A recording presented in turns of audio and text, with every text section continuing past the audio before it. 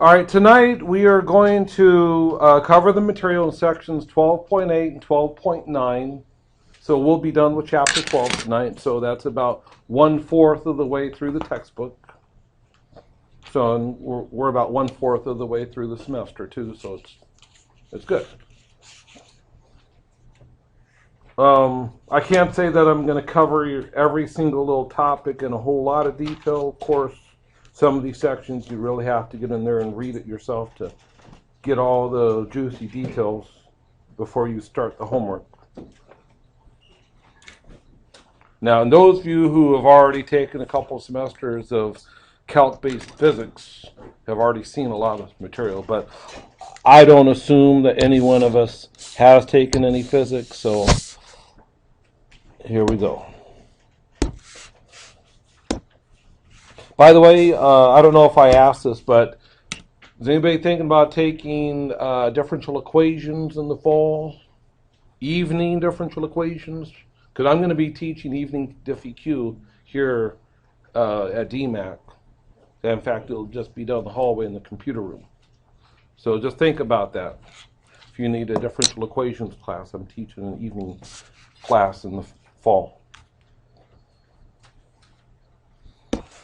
And it's using a book out of Wiley, so we wouldn't be using My Math Lab. We would be using Wiley Plus, if you've ever heard of that online homework system. So, all right, so what we're going to talk about here in section 12.8 has to do with computing the length of a curve. Now, we know how to compute the length of a line, of course, with the distance between 2 points using the distance formula. But how do we compute arc length? Well, you probably learned a formula sometime back in Calc 2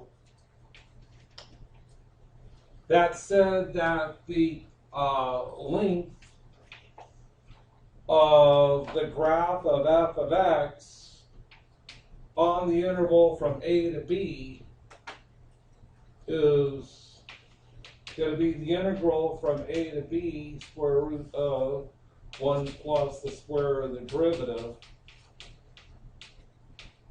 dx.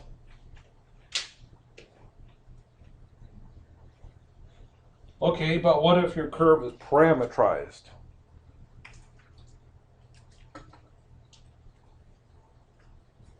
Well, then we're going to talk about that, both in 2 dimensions and 3 dimensions. So here's the 2-dimensional version of this discussion. So here we've got the graph of some 2-dimensional function parametrized, where x is equal to f of t, y is equal to g of t. So we have our position vector r, f comma g, which are the x and y components.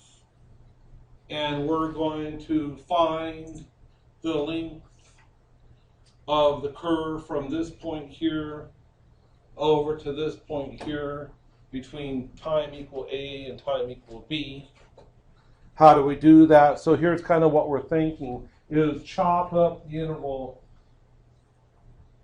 for t between a and b into a bunch of delta t's, subintervals.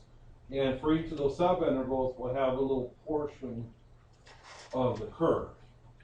So then we think about approximating that little portion of the curve as the hypotenuse of a right triangle, where the height of that right triangle will be like a delta y, and that width or the length or whatever you want to call it, the horizontal leg would be delta x, and then the length of the hypotenuse will be the square root of delta x squared plus delta y squared.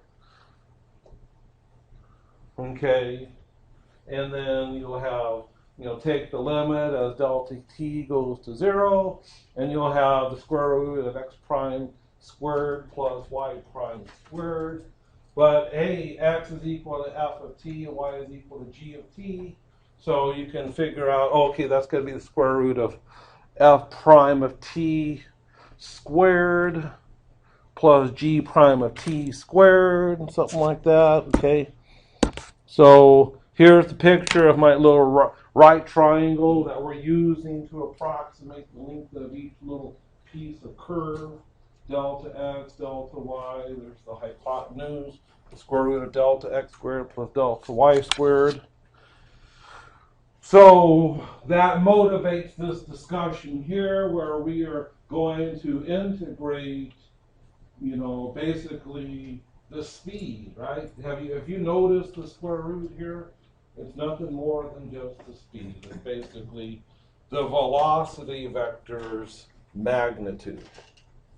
So you're integrating the speed on the interval from t equals a to t equals b. Here's the three-dimensional version, but if you got two-dimensional version, just drop, you know, the appropriate component.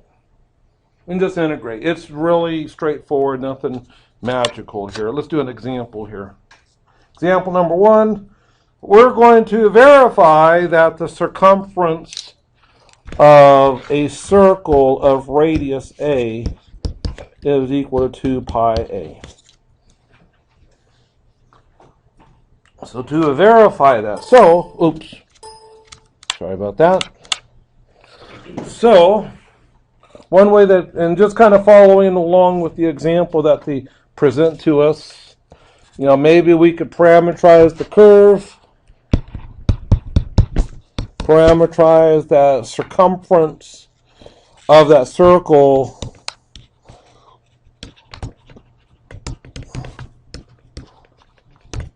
with this position function on the interval from 0 to 2 pi. Then we can get the velocity, which is r prime,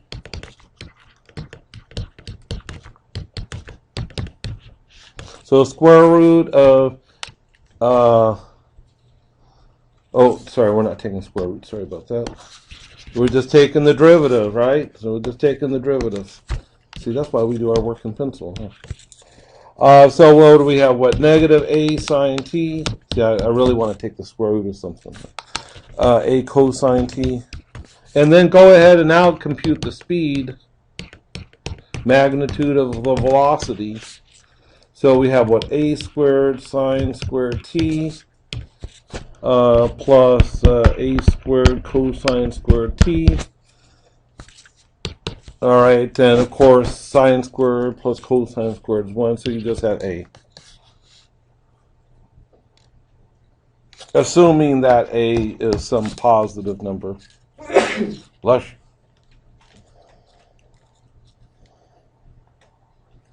And then integrate from 0 to 2 pi of the speed, which is a dt, and of course that's 2 pi a.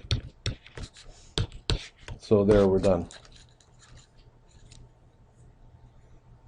So that's the circumference. Okay. All right, let's take a look at our second example here. This is a so-called hypocycloid. An example number 2, otherwise known as an asteroid, not asteroid, but asteroid, given by the parameterization cosine cube t, comma sine cube t, on the interval from 0 to 2 pi. Starting off here at 0, and as t goes from 0 to 2 pi, 0 to pi over 2, we go from here up to here, and then from pi over 2 to pi, we go from 12 down to 9 o'clock position, and so forth. So we go from here all the way in this direction here until you get to 2 pi. You get back to where you were. Okay, so what we're going to do is we are going to compute the distance around. So what we need to do, of course, is calculate r prime, right? In fact, I think that I've got to, yeah, so there's my next slide. Let's go ahead and calculate, we have r of t is equal to cosine cube t, comma sine cube t. calculate r prime. So what do we have? We have 3 times cosine squared t times negative sine t, comma 3 sine squared t times cosine t, using the chain rule there. Go and calculate the speed. So you have 3 times the square root of cosine to the 4th of t times sine squared t plus sine to the 4th of t times cosine squared t. So pull out cosine squared, sine squared from both of those terms.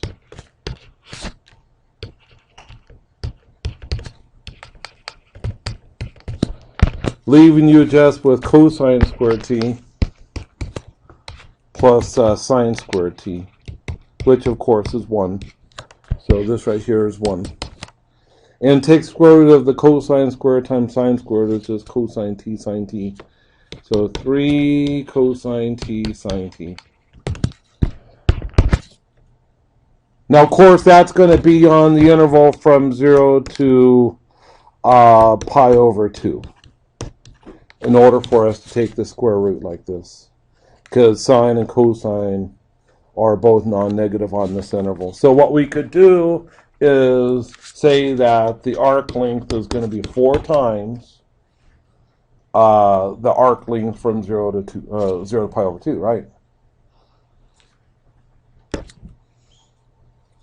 So integral from 0 to pi over 2 times, or of 3 cosine t sine t dt. Now, this is cosine t sine t. Now, you could do a u to u substitution, or you could recognize that, let me write it up here, that 2 times the cosine of t sine t is equal to sine of 2t. So that's a nice little substitution. So you have 2 times 3 is 6. Integral from 0 to pi over 2 of sine of 2t dt. Now this is just a Calc 2 problem. And of course you'll have what? Negative 3 cosine 2t on the interval from 0 to pi over 2. So you have negative 3 times what? Negative 1 minus 1, and that's equal to 6.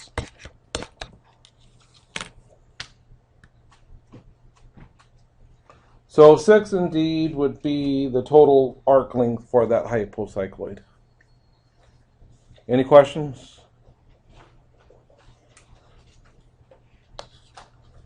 All right, now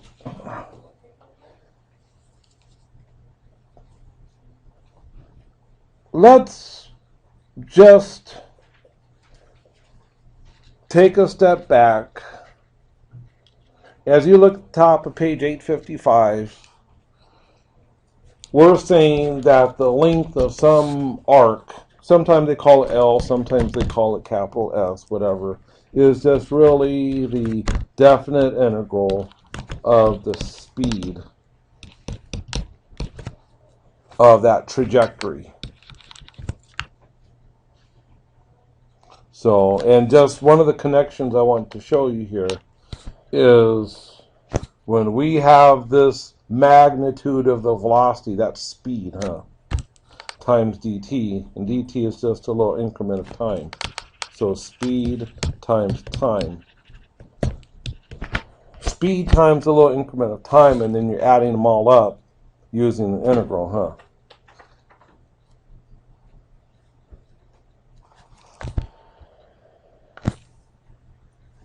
By the way, I'm going to be introducing a little friend of ours called S, which is basically arc length parameter, actually. Just like we like to use letter T for our generic sort of parameter for X and Y and T. I mean, T is a perfectly fine, but when we start using S as our parameter, S has a very particular connotation. Okay, so we're going to see that here at the end of the section. But let's just do another example for before we move on. Actually, a couple more examples here. Let's do example number 3. Example number 3, what's going to happen? Have you ever watched how many birds of prey alight from a tree, for example, and rise quickly to get up to a certain altitude? Is that they'll go up and circle up like in a helix. It'd be the same thing for a fighter jet taking off from an air base in enemy territory, for example. It'll take off and it'll spiral up, so that minimizes the amount of time and distance and stuff that they're over enemy territory at a low altitude, for example.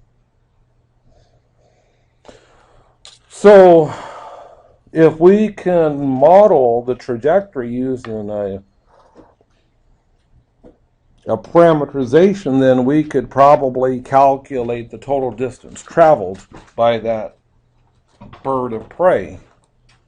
Now, for example, number 3, we're given a parameterization. An eagle rises at a rate of 100 vertical feet per minute on a helical path given by, and here is the path, 250 times cosine of t, 250 sine of t, 100t. So you see right here, the z components, that's 100t. That is what corresponds to the vertical speed of 100 meters per second, or feet per minute, I should say, 100 feet per minute. And this 250 cosine t, 250 sine t for the x and y components basically says is that the circular path is 250 feet in radius. Okay.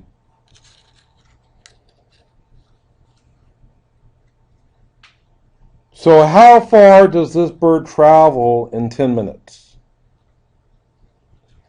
Okay, well, arc length problem. Find the velocity and then find the speed, integrate the speed function from 0 to 10. And then we'll have it. Okay, so R prime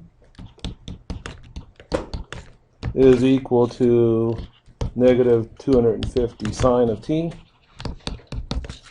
250 cosine of t for the y component, and then 100. Go ahead and calculate the speed now.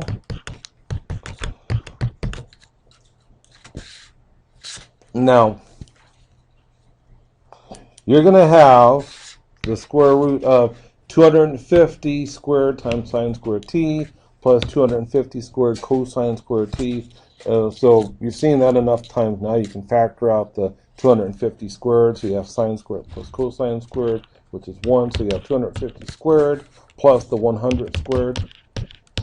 All right, so that's going to give you some number approximately equal to 269, as in 269 feet per minute is the speed that the bird travels through the air, approximately.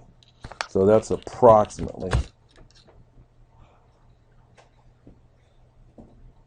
So the eagle rises at a rate of 100 vertical per minute. That's the vertical portion of the speed. The overall speed is 269 feet per minute. Now, to calculate the distance traveled, all right, it's just speed times time. It's not variable speed. So distance is equal to speed times time. So 269 times 10. So 2690. Now, if it was variable speed, then you would integrate it. Does that make sense? But it's not variable speed, it's constant speed. Okay? So if you look in the textbook, they integrate it, and that's ridiculous. You don't need to integrate it. Just multiply. You only need to integrate if you have the variable speed function. All right? Now take a look at example number 4. All right, who's doing the Kepler problem for the project? What group is? Kepler laws? Have you even looked at it yet? I know one of you hasn't. Procrastination, I'm telling you guys. It's going to bite you. Time management, very important. So, what is the shape of the orbits of the planets around the sun, according to Kepler's laws?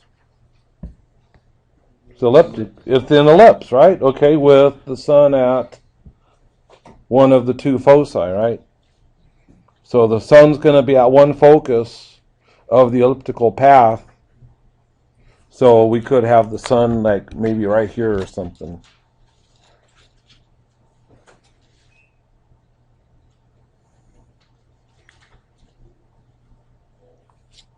Now, we have this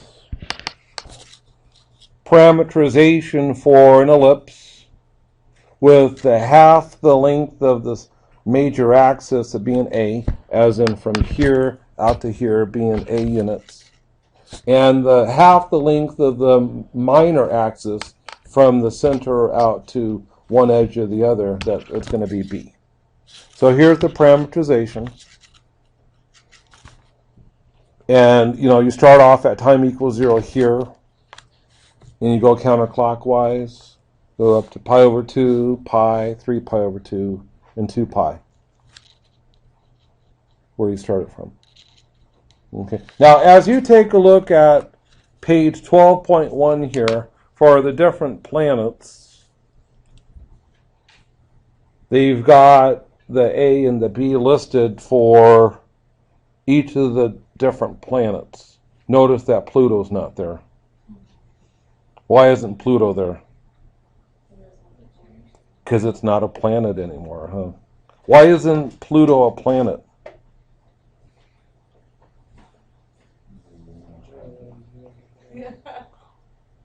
It's not that, the astronomical union or whatever is like, hates Disney characters, okay? Or whatever. But it has to do with the definition of a planet. Okay? And one criterion for a planet is that it has to have nothing else in its orbit, essentially. It needs to have cleared everything out in its orbit. And what is the thing about the orbit of Pluto? It goes within the order, the orbit of Neptune, huh? So that's one reason why it's not a planet. Anyway, there's probably other reasons. I'm not an astronomer, so I don't really know too much about it. So, but anyway, here's some data here that shows some dimensions of the elliptical orbits for the different planets here. So if we really wanted to, we can compute how far does a planet travel in terms of astronomical units, AU, each year. What is an astronomical unit? Well, it's the average distance between the sun and the earth. That's 1 AU. So all we needed to do was just use that parameterization for an ellipse and plug in the value for little a and little b for the planet and calculate the orbit. meaning the arc length for the orbit. So, for example, we could take a look at Mercury here. Now, they purport that to be 2.41 AU, or Earth 6.28. Look at Neptune, 189.86. That's a long distance to travel in one orbit.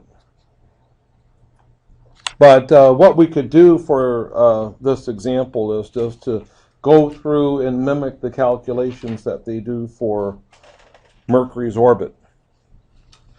But let's just go ahead and set this up for any planet using the parameterization R of t is equal to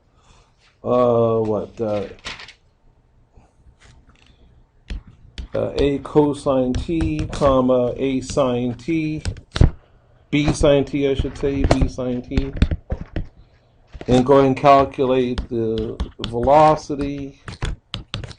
Of course, that's negative a sine t, comma a cosine, b cosine t. Okay, and then calculate the speed. So square root of a sine t squared plus b cosine t squared. Okay, so let's kind of work through some of this. I might run out of room, so I might have to jump to another page. A squared sine squared t plus b squared cosine squared t. Now, what we could do is factor out an a. So factor out an a, and when you do that, you'll have sine squared t plus b over a squared cosine squared t. Now, b over a is just the ratio of the short to the long half lengths of axes, right?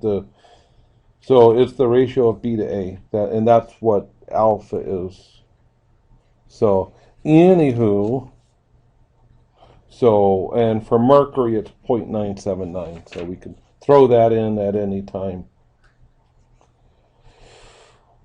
So, because of the fact that the ellipse is symmetrical with respect to the origin, we can integrate from 0 to pi over 2 and multiply by 4. So the arc length is going to be 4 times the arc length from 0 to pi over 2. And let's pull out the a, integrate from 0 to pi over 2 times this speed here, sine squared t plus b over a squared cosine squared t dt. And then we can specify a value for a, where a is equal to, for Mercury, 0.387. That little b is 0.379. That's what b is, 0.379. Or if we want to use alpha, it's b over a, that's fine. But I'm going to leave it like this, where I have a value for a and a value for b. And then I'm going to pull out my graphing calculator, because, look, there's no closed form solution for this. So, but we can get a nice numerical approximation. Now, I'm going to make sure that my settings are correct here. I'm going to make sure I'm in radian mode on my graphing calculator. I'm going to make sure that my numbers are in the right format. I was doing calculations with complex numbers earlier, so I'm going to make sure I'm now back to real numbers. And then I have a stat plot on, so I'm going to turn that off. And then in my equation editor, I'm going to have 4 times a times the square root of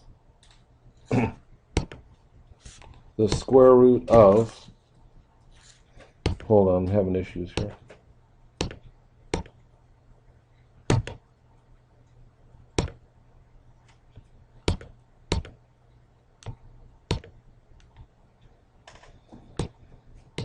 Hold on, let me fix my issue here.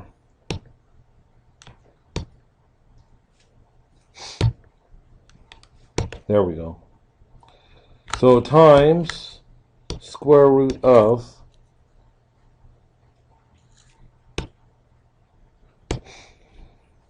that's the thing about using a tablet here with the pen. The stylus doesn't always tap the screen the way I want it to.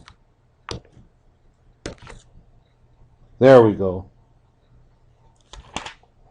So we're going to now plug in sine squared of x. So it's going to look like sine of x squared plus, and in parentheses I'll have a over b.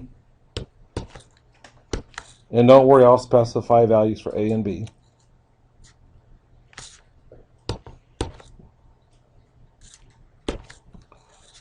Squared times cosine of x squared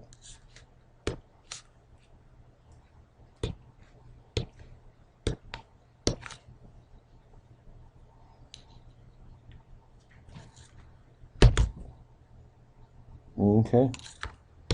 I'm going to jump out of there and let me look at my table again. For mercury, A is 0.387, so I'm going to take 0.387 and store that for A.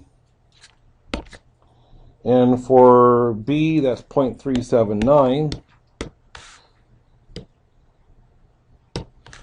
So store that for B.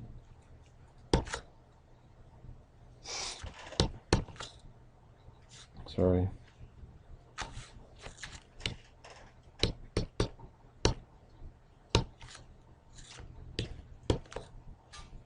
There we go.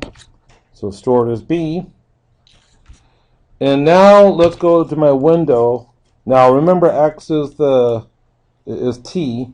Now I'm going to let t go from 0 to 2 pi. Sorry, 0 to pi over 2, I mean. 0 to pi over 2. And maybe increments of maybe pi over 12 or something on the x scale. Now y minimum, let y go from maybe 0 to 2 or something.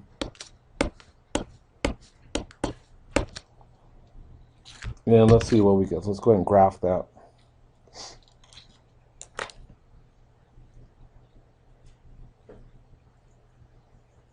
Okay. And then let's go into the calculate menu. And then integrate, which is 6.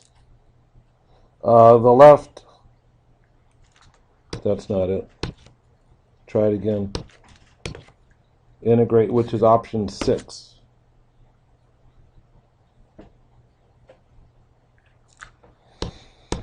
Try it again.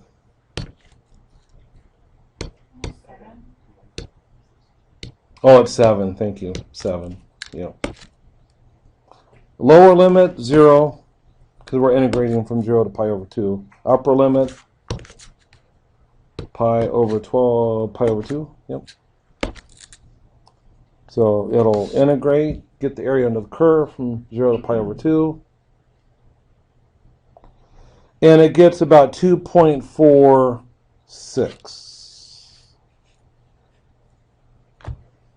Okay, does everybody see how I did that?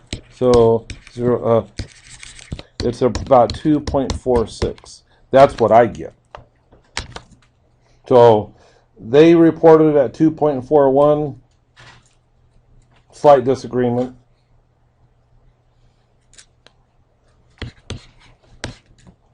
Now, in your calculator, Now, once you went through the trouble of putting that expression in your equation editor, then for each of the different planets, you can plug in the respective value for A and B and compute the orbit for each planet just by simply changing A and B. All right, so we did it for Mercury, but you might have the chance to do it for the other planets as well. All right.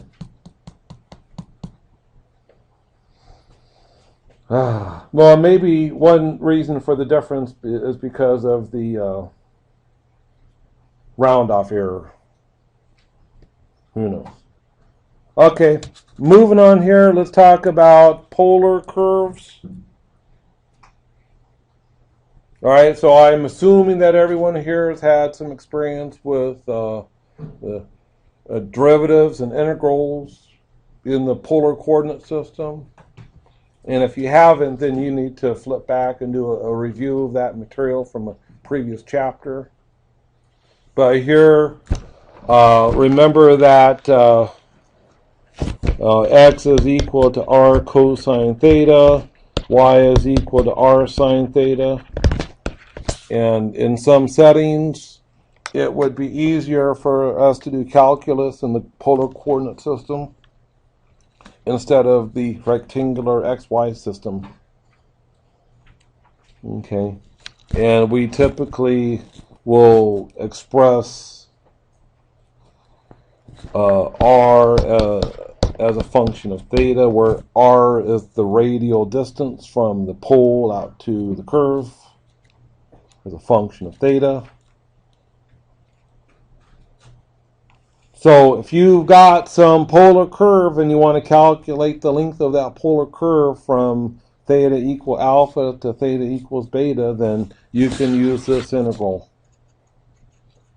Right? The derivation of this integral is at the top of page 857 in case you're curious.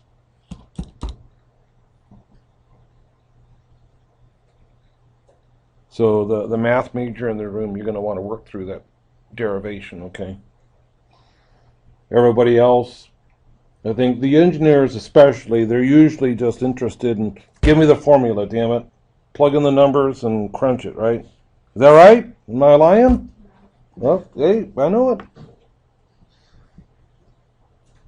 But for people who are inclined to know where the formula comes from, it's not too hard. Either they give it pretty well in the textbook, step by step, or they'll give you some hints on how to derive it. Otherwise, you can come see me. Do a derivation, turn in for extra credit or something. So. All right, but here's the formula. So you just need to know f of theta and f prime of theta then. Plug those in and integrate. Not too hard. So let's do an example, 5. And we're going to deal with first a spiral for part A here, where we've got r is equal to f of theta, which is theta. F of theta is theta. So as theta evolves, r is going to evolve as well. So as theta gets larger and larger, r is going to get larger and larger. So it's going to spiral out like you see in this graph here. And that's on the interval from 0 to 2 pi. So they're asking, what is the arc length from 0 to 2 pi? So what is the length of this polar spiral here? Okay, no problem. F of theta is theta.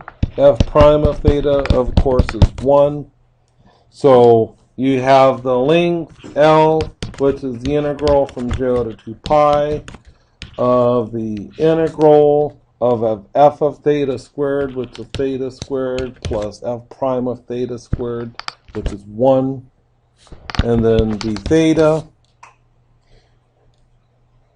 How do we integrate that? Well, turn to the integral table at the back of your book and look at the integral number 76.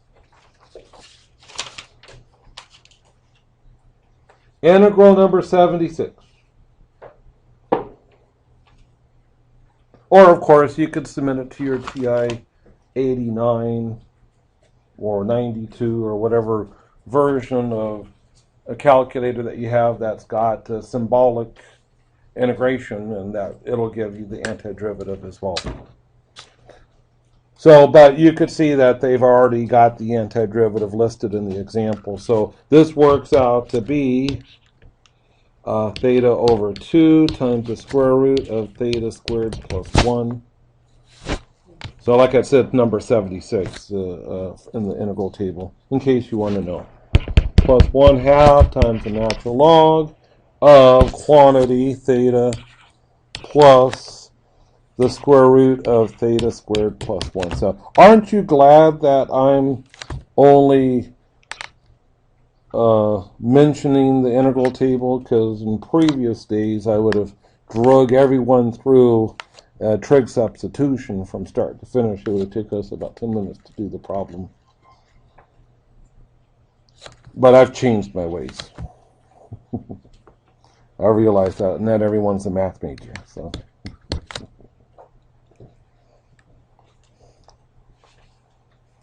Okay. Now, I don't know about Dr. Wu, on the other hand. He might have a different focus, right? Who knows? So you just plug in the numbers. Of course, you plug in 2 pi. And so what do you have? Now, 2 pi over 2 is pi, square root of 2 pi squared plus 1, plus 1/2 natural log 2 pi plus the square root of 2 pi squared plus 1, and then minus plug in theta equals 0. When theta equals 0, this whole thing will be 0. And you'll be taking the natural log of 1, which is also 0. So minus 0. So anyway, and you take a look at this whole thing, plug that into your calculator, and that works out to be approximately 21.26 units. Okay, 21.26 units, that's the approximate length of this spiral. Okay. Or instead of using the table, we could have just done a nice numerical approximation using our computational device or handheld calculator. Now here's another polar curve as an example. The cardioid given by r equals 1 plus cosine theta. So again, let's calculate r prime of theta.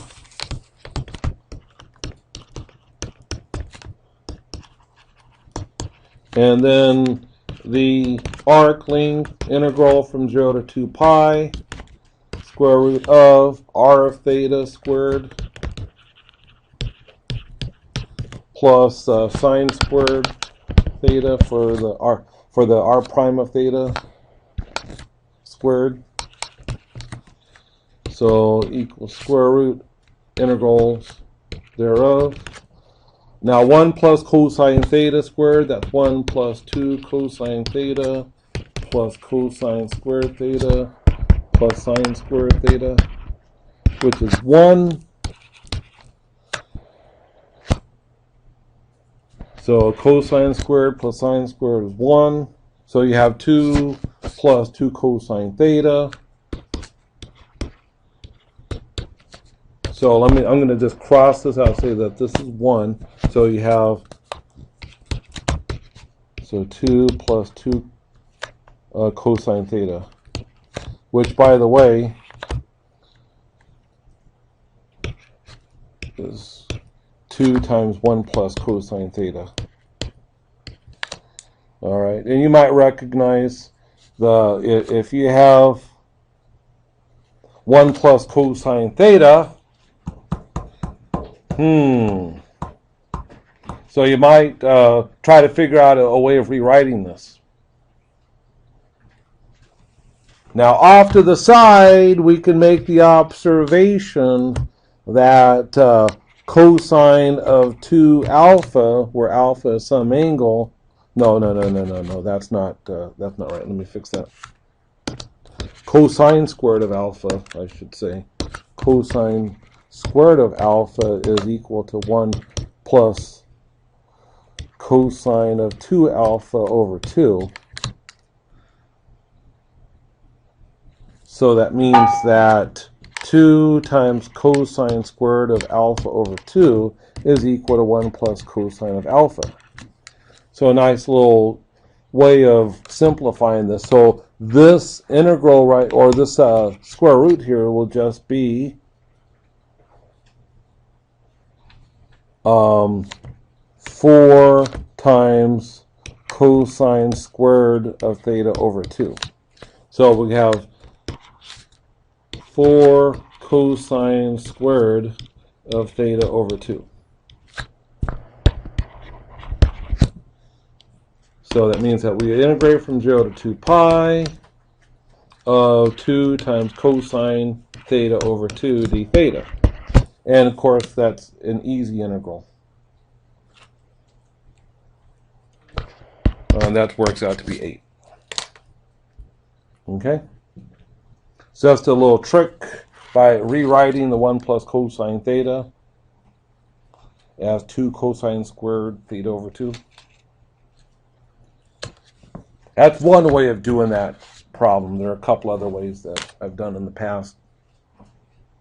But 8 is the value of the length of that cardioid. It's the perimeter of that curve area. All right, now let's talk about the arc length parameter. S.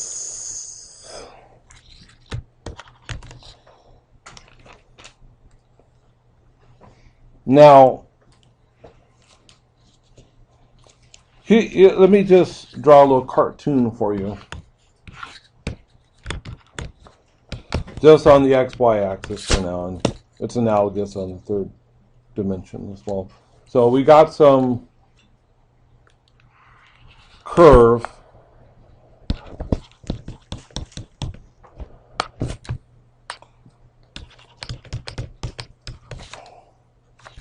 and as t increases in value from t equals a,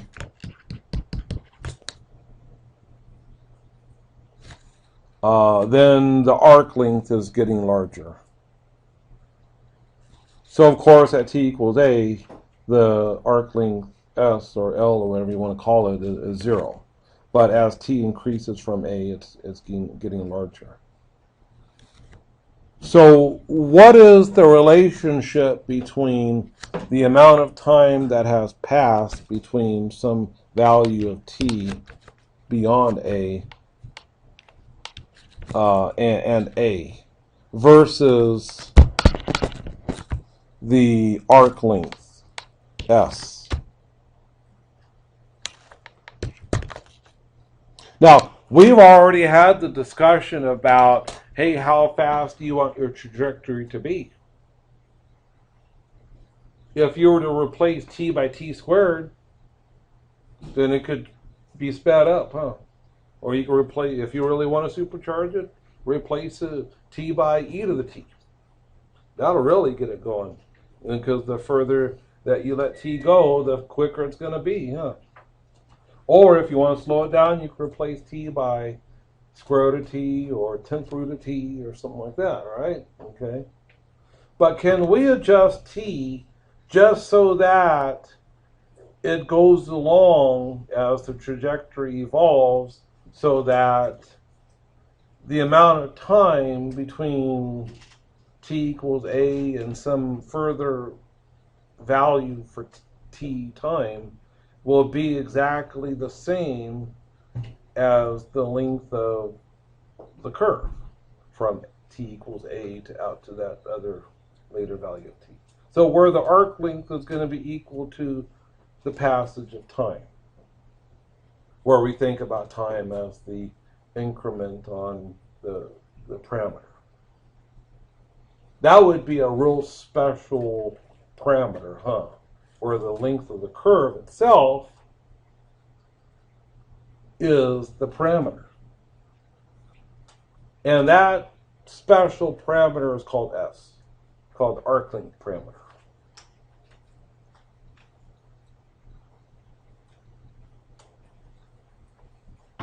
Okay, so let's see how this goes.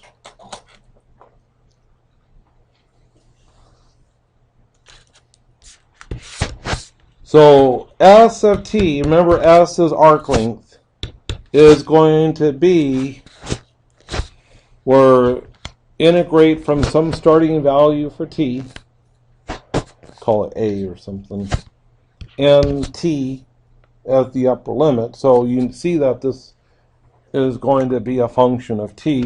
And then you have the speed, and we're using the dummy variable of u.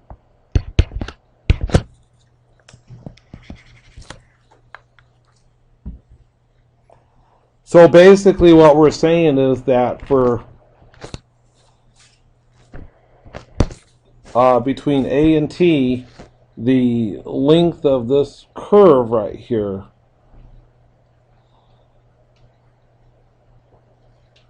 of course dependent on t. And that's what S is. That is your arc length. So if you can then replace t by S in your R function there, then you will have a parameter that matches the arc length. Now, look, a parameter is a parameter, right? As long as we get the curve that we want, but there's going to be a lot of times when we want it to be the right speed, the speed that matches the arc length. And that's why we use the arc length parameter, the S. So we know what the speed is. It's the magnitude of R prime. Okay. ds dt using, fundamental theorem of calculus basically says if S of t is defined by this integral, then ds dt is just equal to what? Is just be equal to the speed, huh?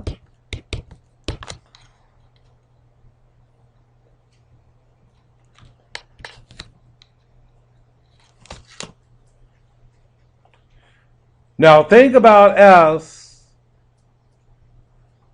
as just how far along that you've gone on the curve, both time-wise and length-wise.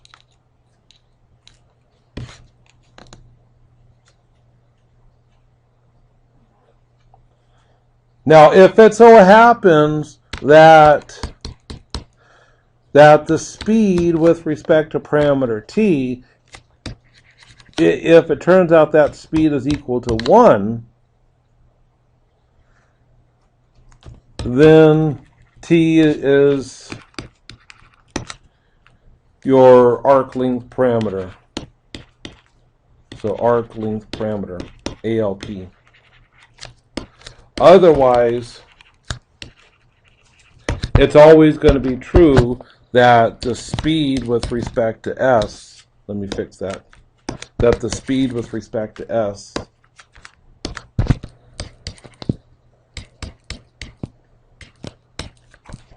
is always going to be equal to 1.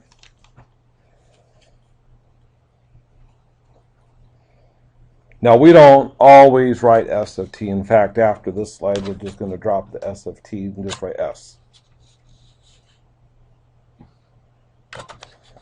Okay. So let's do a quick example, and then we'll take a break. All right. In this example here, this is example number 6.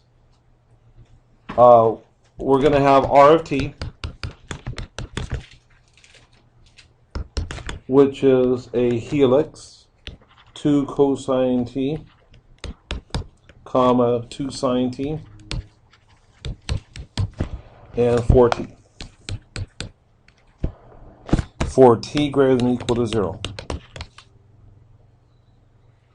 So what they want us to do for part A is to find the arc length function S of t. So in order for us to do that, we need to calculate speed. So go ahead and calculate speed, which is r prime of t. So we have what, -2 sine t, -2 sine t. We have 2 cosine t, and we have 4. Take magnitude of this velocity, and so that'll give you what, so 4 sine squared of t plus 4 cosine squared t. So again, I'll just factor out the sine squared plus cosine squared, which is going to be 4 plus 4, which is, 4 squared. So 4 plus 4 squared is 20. So we have square root of 20, which is 2 root 5.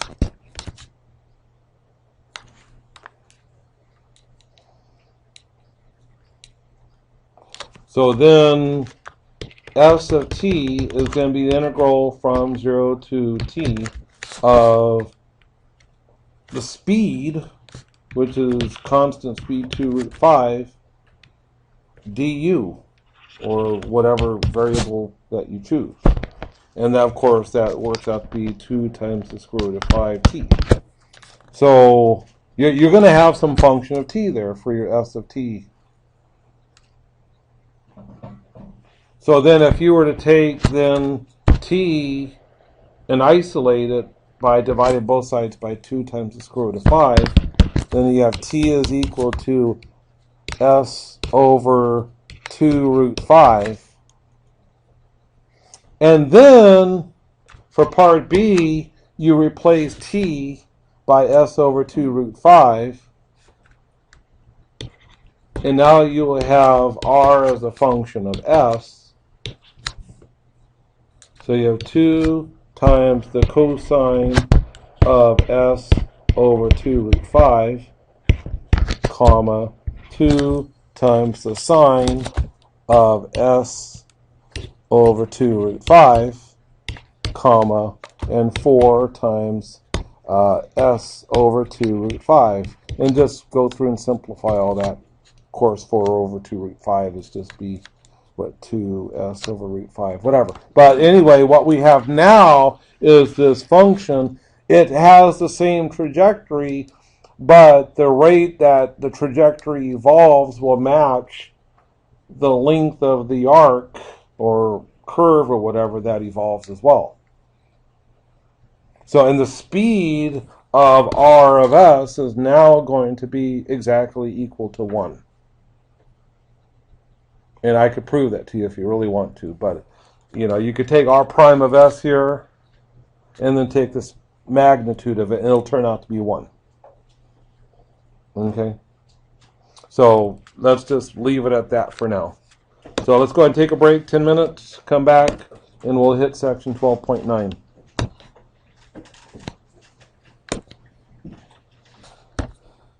All right, so here in section 12.9, we are going to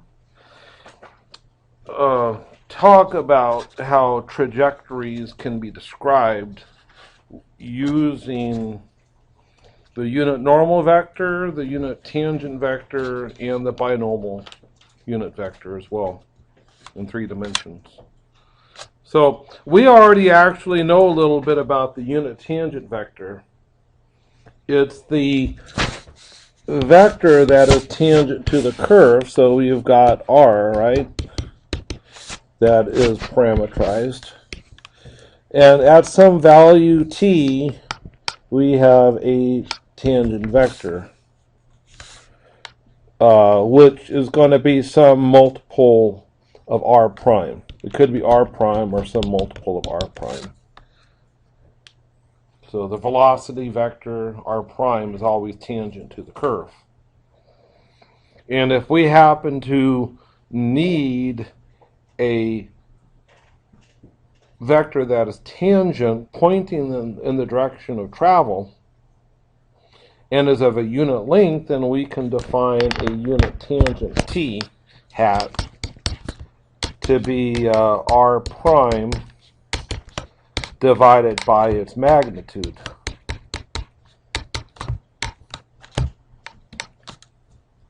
So it's the velocity vector divided by the speed. So that the only thing that the unit tangent really tells you is the direction that we're going, unless it really turned out that the speed was 1 in the first place. Otherwise, it just tells us direction. And now let's start talking about the derivative of the unit tangent.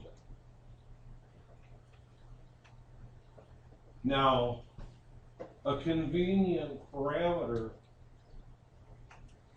for the unit tangent in this discussion is going to be the S parameter, the arc length parameter.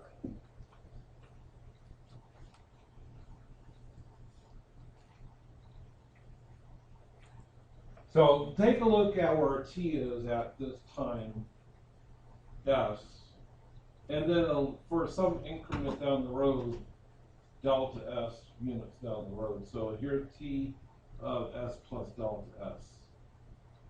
And then take t of S plus delta S minus t of S. And say, hey, here's t of S, here's t of S plus delta S. Subtract. Look at where that's pointing, the difference vector.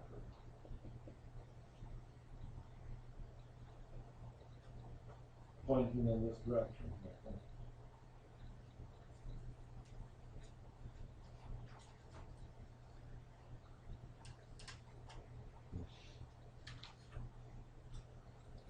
Now that's when you have a rather large amount of curvature. So look over here, we have this curve. It's not bending very fast at all.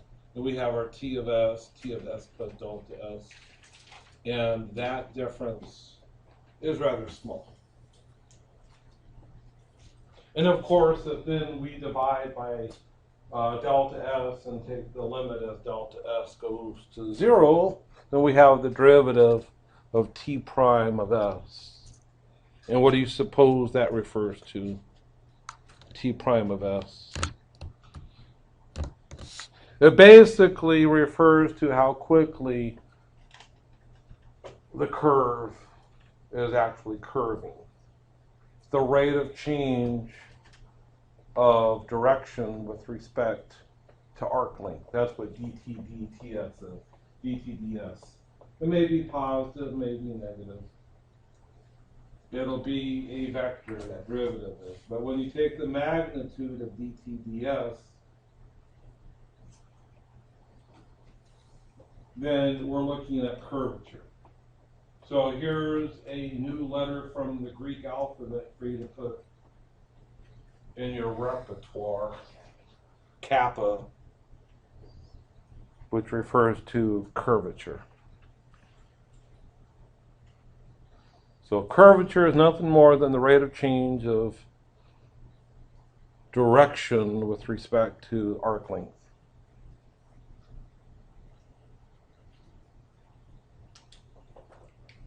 Okay? Of course, is that actually how we compute arc length or curvature? I mean, no, there are other formulas out there. And in particular, here's how we can compute curvature if we don't want to switch over to the arc length parameter and just stay with t, whatever t is. Then so curvature with respect to t, 1 over the speed times the magnitude of the derivative of t with respect to t. So it's basically t hat prime over r prime. Is yet another way, and there are other formulas out there that you can use. And I understand a lot of people just tell me the formula, let me plug in the numbers, I'll tell you what the curvature is. Get it? Understand? So, but here are a couple of formulas right there. You'll see more.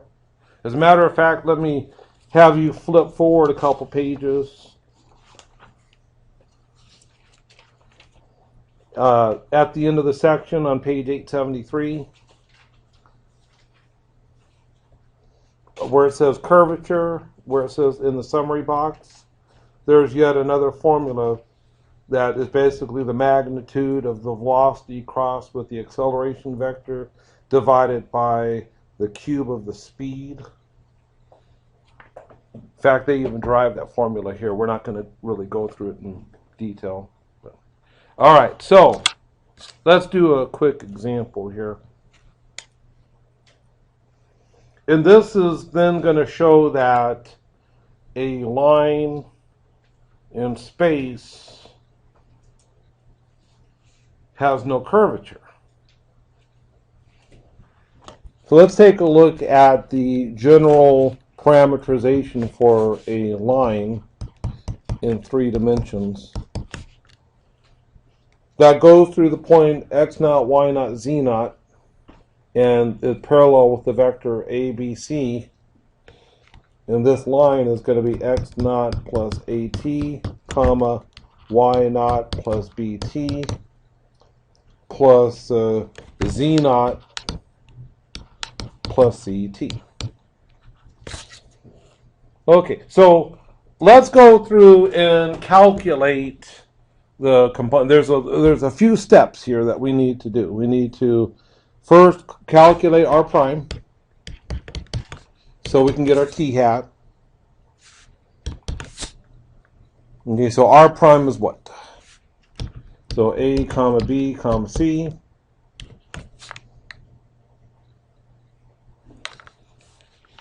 Okay, so then the speed is derivative of r, magnitude, right? So square root of a squared plus b squared plus c squared. So t hat then is going to be equal to, square root.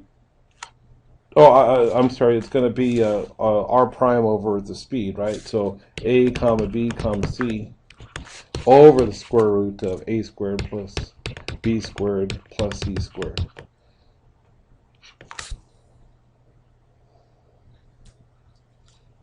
Now, what happens then when we take the derivative of t hat? As in the derivative with respect to the t variable. Well, do you see any mention of t here?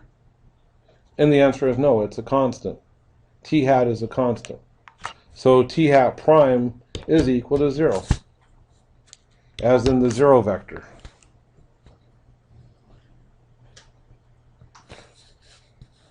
So kappa of t is going to be 1 over the speed, which is the square root of a squared plus b squared plus c squared, times the magnitude of t hat prime, which is 0. So the answer is 0. The curvature of a line is 0, which should not be a surprise to us. Because does a line curve at all? Does it bend? No. So hopefully this gives us a little bit of confidence that our definition is at least reasonable. Okay. Take a look at another example, this time where we have curvature that is not 0, it's positive, but it is constant.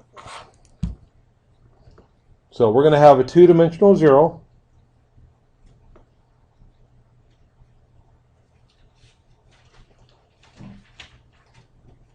And I think this circle starts off at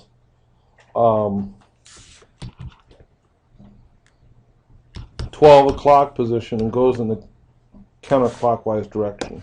So, and I can't write and talk at the same time. So let me just write. So let's go ahead and write this. This is going to be a circle of radius r, sine of t, r sine t. So negative r sine t, comma r cosine t.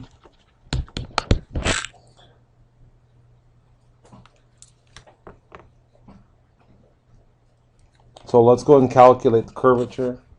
Calculate r prime of t.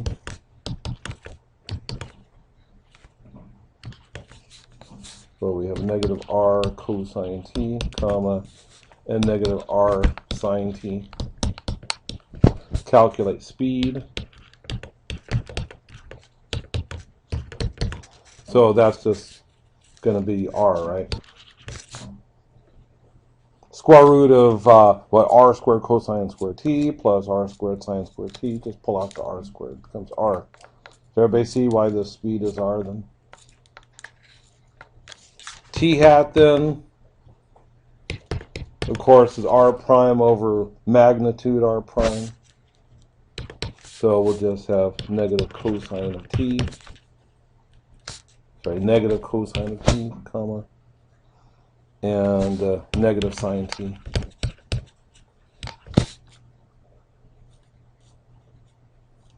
And then what's the derivative of that? T hat prime is sine t, negative cosine of t.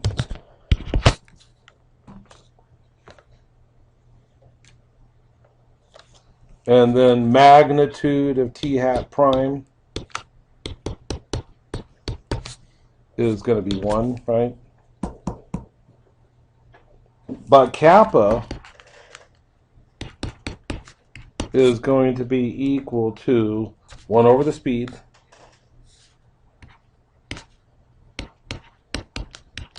times magnitude of t hat prime. But t hat prime is 1, and the speed is r, so this is 1 over r. So we have a circle of radius r, and the curvature is 1 over r.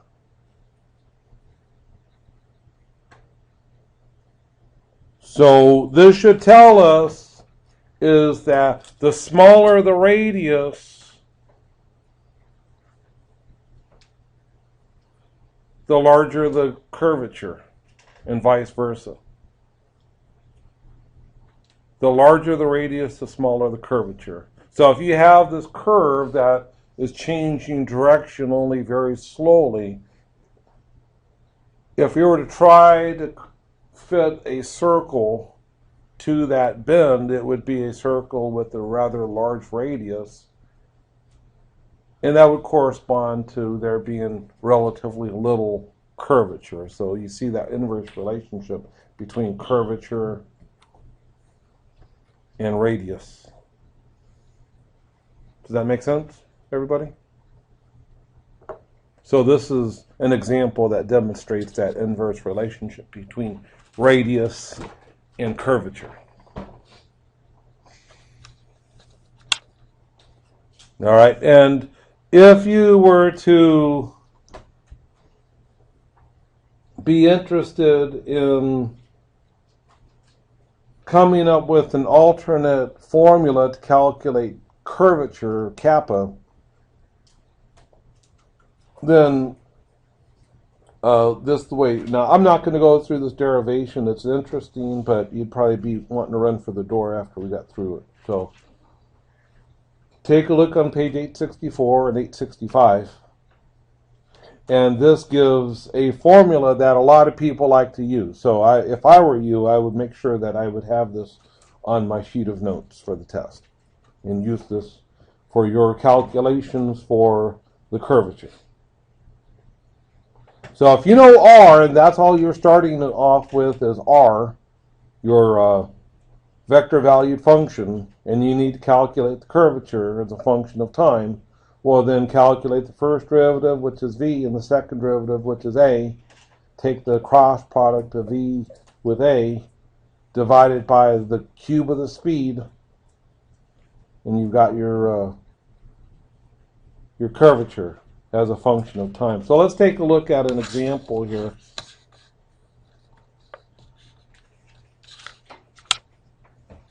Where we are going to examine this parabola here. Now this is like a two-dimensional parabola. Now, where do you notice the highest degree of curvature on this parabola here? And hopefully you notice that that highest amount of curving is going to happen near the origin, huh?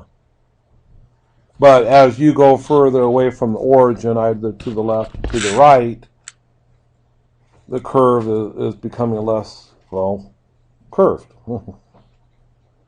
It's flattening out. So we would expect that kappa is approaching 0 as t gets large in magnitude, but as t approaches 0, that the curvature approaches a maximum, huh? Does that make sense? As a matter of fact, what we are going to come up with the equation for the curvature as a function of time, and we'll see that there indeed is this maximum curvature at t equals 0. But as t gets large in the positive and in the negative sense, curvature goes to 0. So let's go ahead and talk about this. Here we've got our position vector as t squared, comma 10, comma negative 10. So to figure out what's going on here,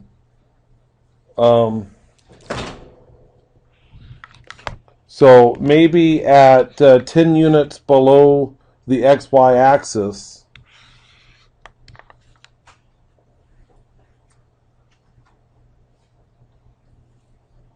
and at 10 units to the right of the xy plane, then we've got x as a function of t squared. So let me just erase the picture. I'm just want to show you x as a function of t, and that's actually the picture. So let me just erase this right here. And so, but if you saw this picture, you see the picture here. That's the parabola there. All right. So anyway, let's just go ahead and do the number crunching here. We want to calculate the curvature of R here.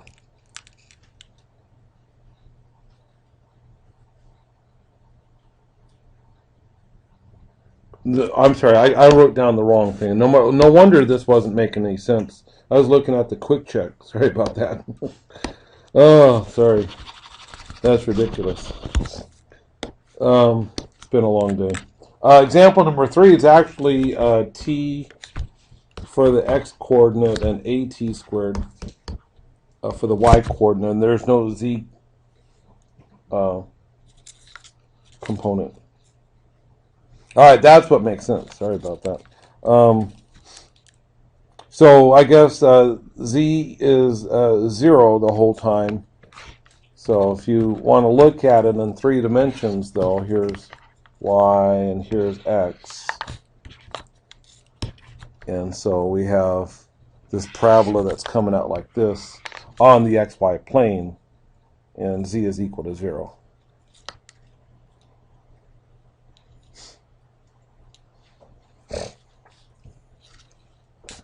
But I'm going to erase the picture though. And we are just going to use that alternate formula to calculate the curvature as a function of time. So let's go ahead and calculate r prime, which is v. So here we've got, what, 1, 2 at.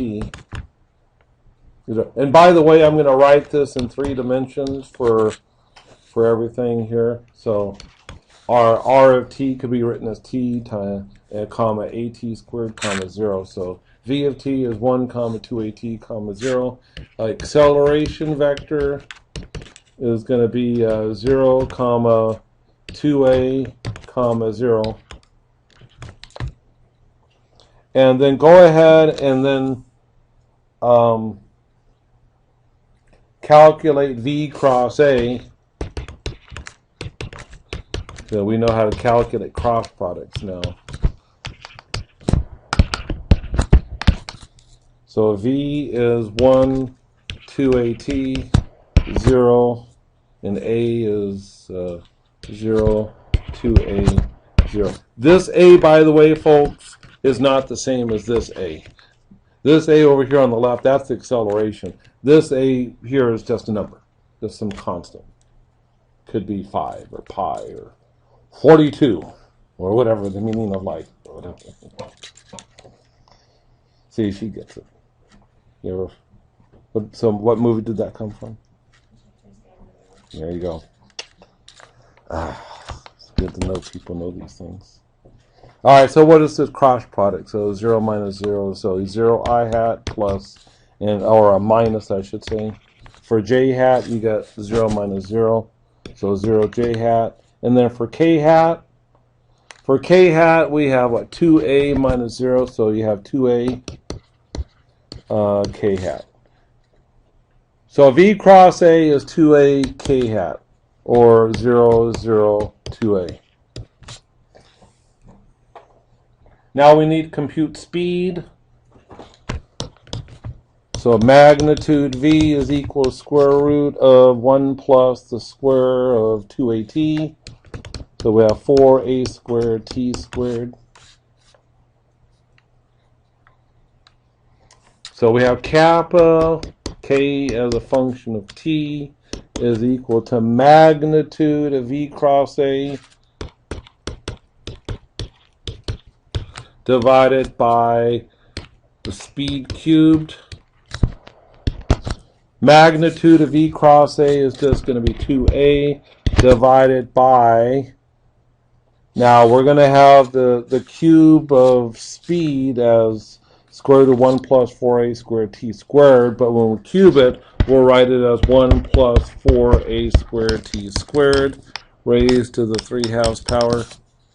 So there's kappa as a function of t. And we could do our calculus on it, we can graph it and everything, and the graph of it is given by that blue curve. And notice that there is a global maximum at t equals 0. But of course, as t gets large in the magnitude, then kappa goes to 0. Okay. All right, moving along here. Example 4, curvature of a helix. Curvature of a helix, we have r of t is equal to a cosine t, comma, a sine t, comma, bt. On the interval from negative to positive infinity for t, so it's just an endless spiral that goes up and down above and below the xy axis or xy plane. Okay, so what is the curvature for this helix? So let's go through and do the calculation. R prime of t. So it's I keep on wanting to calculate square root. So we would have what? Negative a sine t, a cosine t, and b. Let's calculate speed. So magnitude v, which is magnitude r prime. And of course, you're just going to get square root of a squared plus b squared.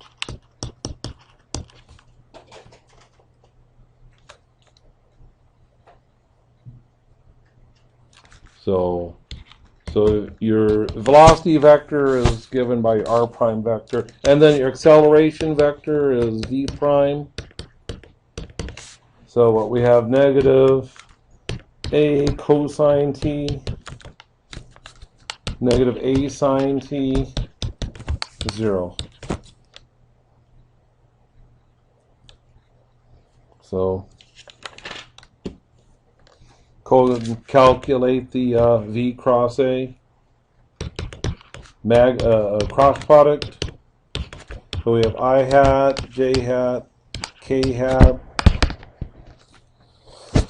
So we have negative A sine T.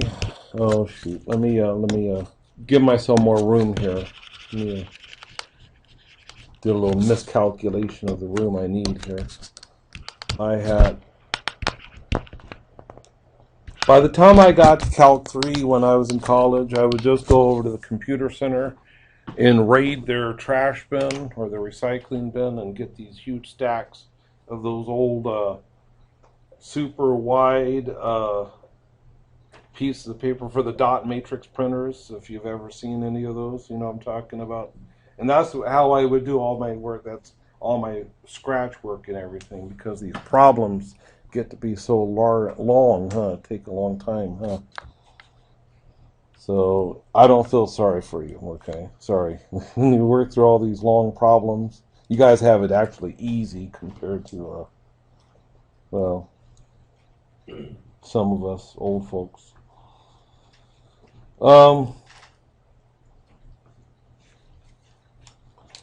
So what do we have here? We have negative A sine T. We have A cosine T.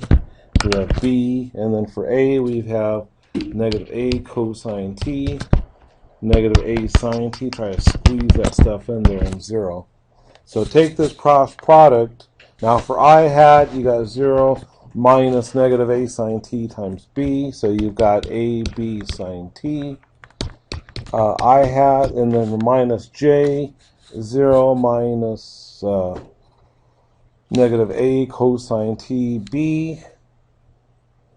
And there's also a minus in front of that, so you'll have AB cosine T, J hat. And then for K hat, you've got, what, A squared sine squared T minus negative A squared cosine squared T. So factor out there. I think that's just going to be A squared, because the sine squared plus cosine squared is 1. So with the K hat there. Okay. So then take the magnitude of V cross A. So you'll have what, of course, you'll have the sine squared and the cosine squared, leaving you with an A squared B squared plus A squared under the square root sign. So you have what, an A times the square root of B squared plus 1. Huh?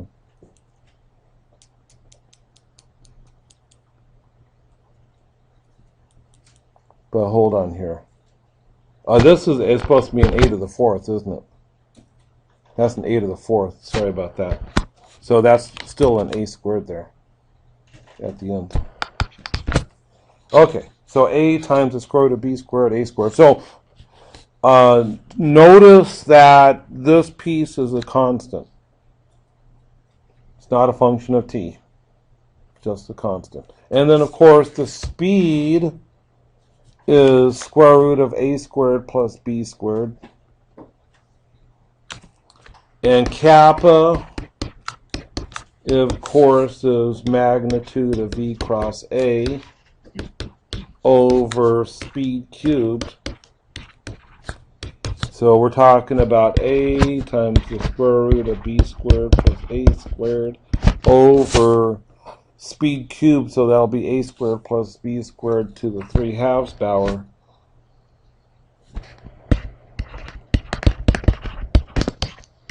But of course, the square root of B squared plus A squared will cancel, leaving you just with A over A squared plus B squared. So hey, in this case, curvature is constant and positive.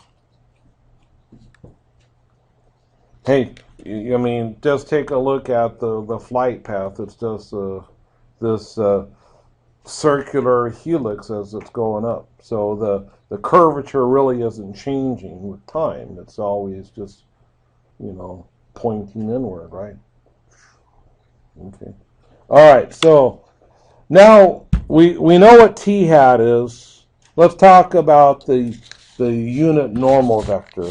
The full name of it is the principal unit normal vector, lovingly called n hat. In what direction do you think n hat will point? It's normal, not to say that other vectors are abnormal, but it's normal. That means that it is going to be at right angles to the direction of travel, orthogonal to the direction of travel. But there are two directions that you can face. You can point outward or inward with respect to the curving. Well, the unit normal vector is going to point inward to the direction of curvature. Okay, does that make sense? That's the principal unit normal vector.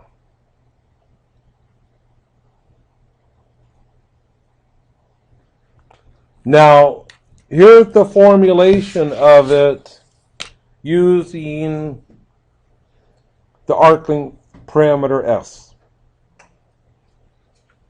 But it looks rather unappetizing because we typically don't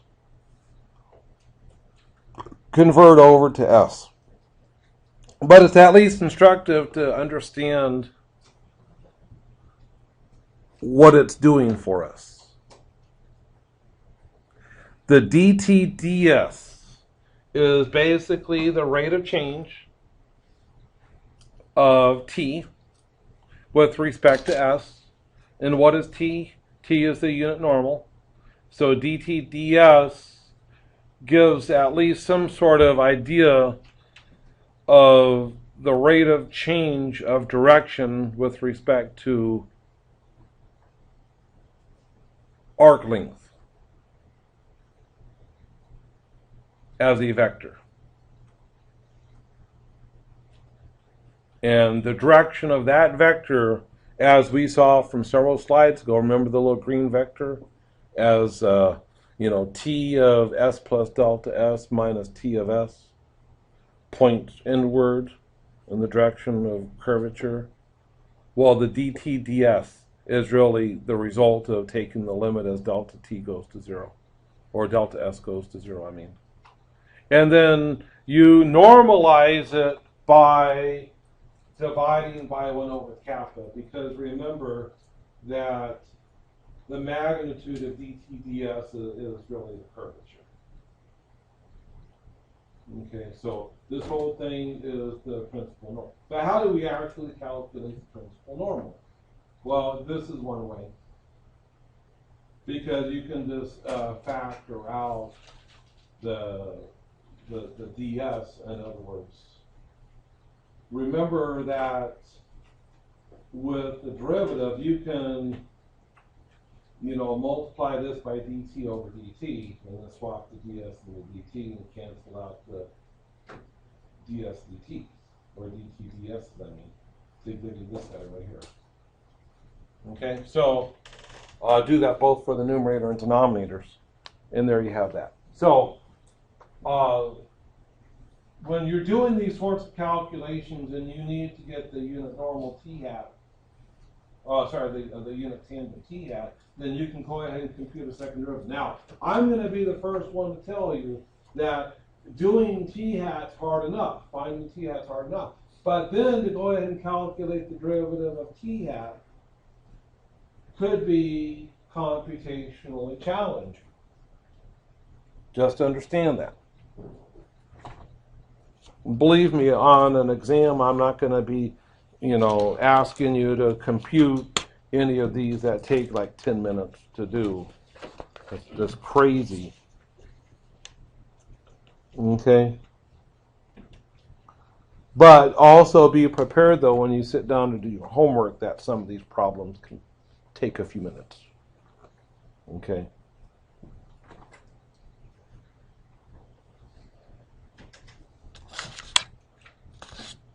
So let's just understand a couple of things about the unit normal, about n hat.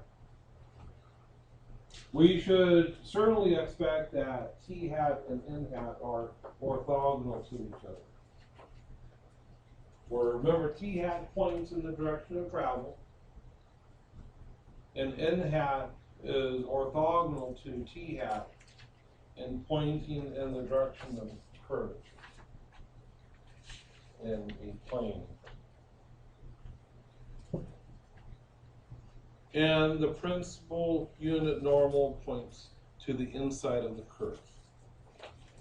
Okay, so no surprises there. Okay, here's a picture of t hat and n hat.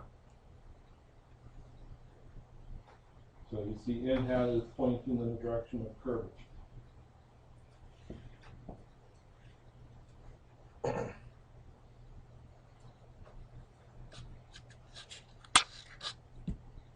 And this is what justifies the assertion that n hat points inwards toward the curve, or the direction of curvature. Because here's t of s, here's t of s plus delta s. Here's t of s plus delta s minus t of s. And divide that by delta t. Take the limit as delta s goes to 0. Sorry, divide by delta s, let delta s go to 0. And then you'll still have something pointing downward. Okay. All right. Take a look at example 5 then. Actually, we've already done part of this example anyway. So we have this helix, a cosine t, a sine t, b of t, or b times t. And we want to find the principal unit normal vector. I think we've already calculated t hat anyway when we calculated the curvature of the helix from example 4.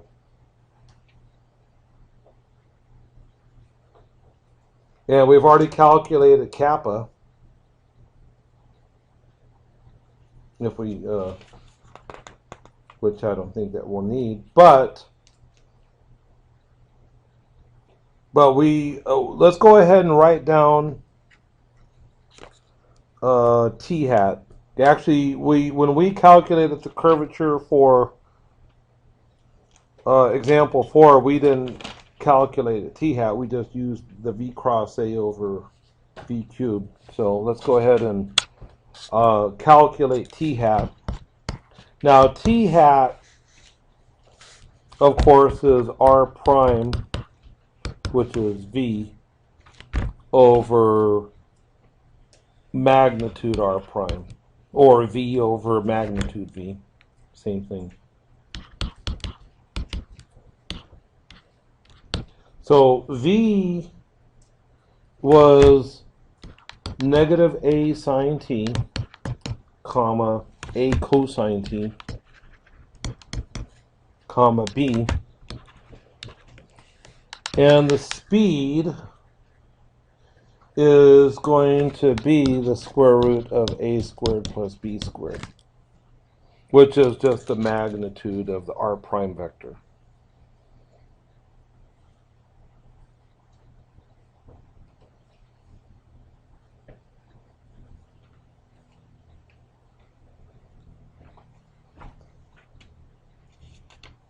Okay, so there's our unit tangent vector. Let's go ahead and calculate dt dt. So t prime, in other words. T hat prime. So look, in the denominator, that's just a constant. So we'll just go ahead and calculate the derivative of the negative a sine t, which is going to be negative a cosine t. And then derivative of a cosine t is negative a sine t. And the derivative of b is 0 over the square root of a squared plus b squared.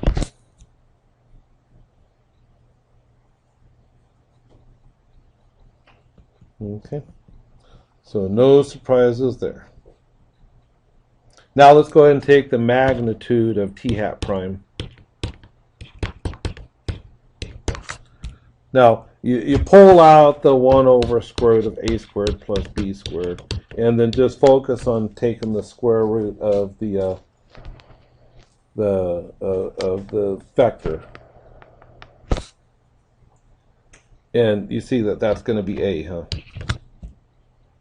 So it's going to be a over square root of a squared plus b squared.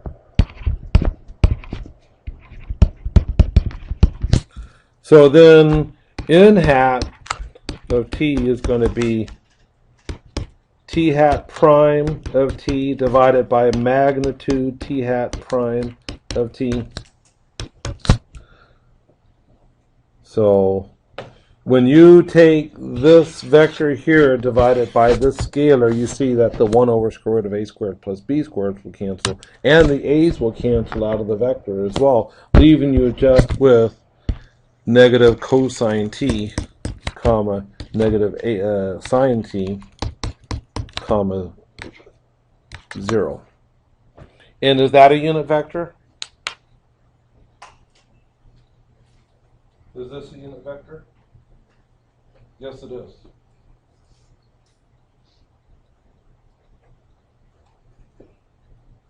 And what do you suppose would happen if you take the dot product of n hat here with the t hat up here?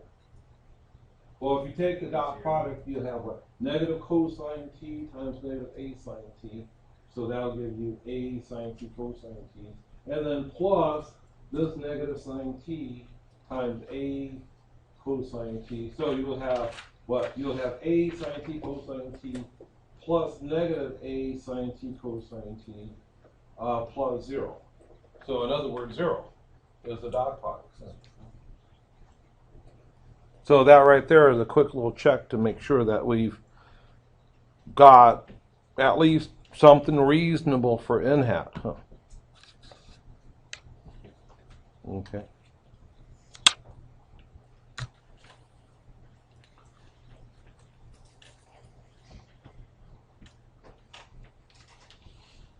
Now,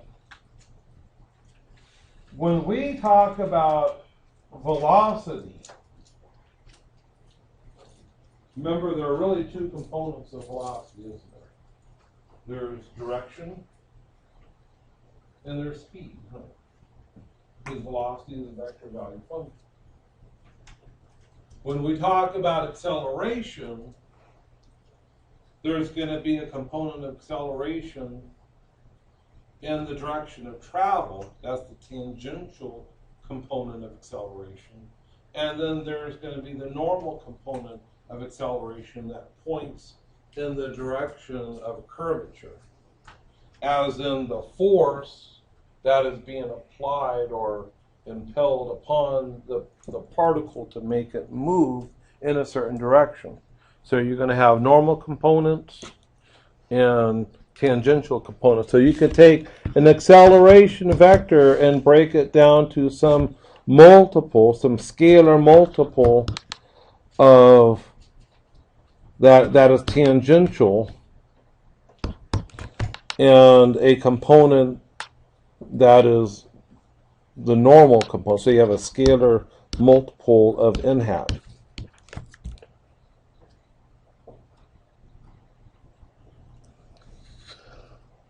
Let me see. Do I have a picture of this? Let me go forward a little bit. Let me show you this picture first, and I'll show you how to calculate those scalar components here. So here is your acceleration vector, green. It could be that there's some force that is being applied to the particle as it moves through space, maybe some magnetic force or whatever. Well, you can decompose this acceleration vector into a tangential component and the normal component. The normal component, of course, will be in the direction of curvature. And of course, the tangential component is in the direction of travel. Now, the a sub t And the A sub n is really what we need to know how to calculate. And the good news is that there are formulas for it. So I'm more than happy to point these formulas out to you. And if you're really interested in deriving those for the math majors in the room, of course, that derivation is in the textbook. Okay? So, but the scalar quantities, your A sub n and your A sub t, here's the formulas. Your A sub n, now if you have already calculated your curvature kappa, then you just take kappa times the square root of the speed. Otherwise, magnitude of E cross A divided by the speed. That will give you your normal component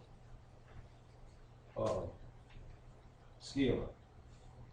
And then for your tangential component is the second derivative d squared s over dt squared. But do you think there's a different formulation for A sub t? My God, I hope so, huh? And yes, there is.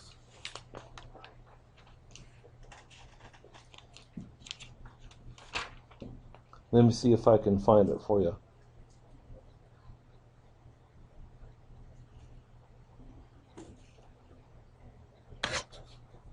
V dot A. Yeah. Yeah. So if you look toward the last page, and I'll show it to you. Yeah. Yeah. If you look in the summary on page 873, you'll see this formulation, which you're going to want to use. V dot A over the speed. Now, why the textbook doesn't show you that, I don't know, except what I believe what we want to do, though, is point out, though,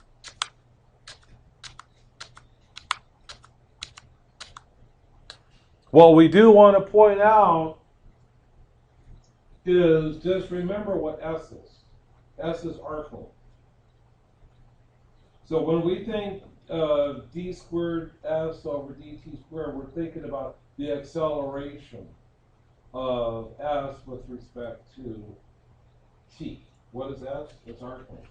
So we're talking about how fast that particle is moving in the direction of travel. Huh?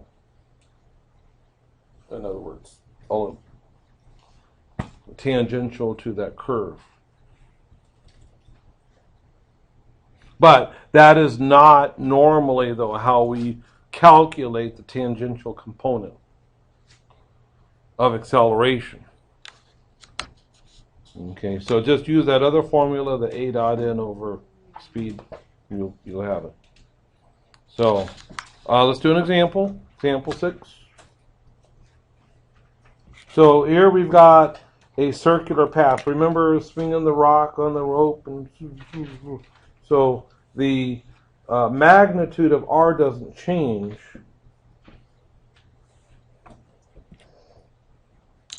But that rock is always being accelerated toward the center of spin, toward the center of the circle.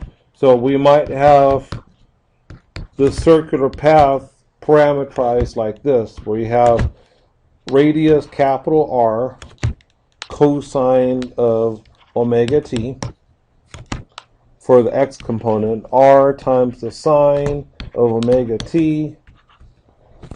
Does anybody need to use the bathroom or anything? Bathroom or a break? Anybody need a break? Or you want to finish this up and go? Okay. Drive on. Finish. All right. Okay. So this is in 2 dimensions. Circle of radius R. What is the omega here in there? What role does the omega play? That's the angular speed, right?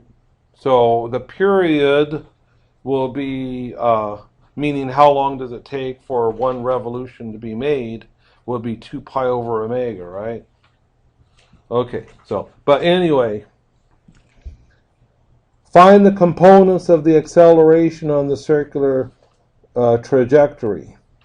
So we can go through and start calculating r prime of t is equal to, what do we have here? We have negative r omega sine of omega t, comma, r omega cosine omega t. We can calculate speed. And what's the speed going to be? It's just going to be r squared omega squared, right? And then, now, before we go any further, we could actually calculate the normal component very easily. Because the normal component is going to be the curvature kappa times the square of the speed,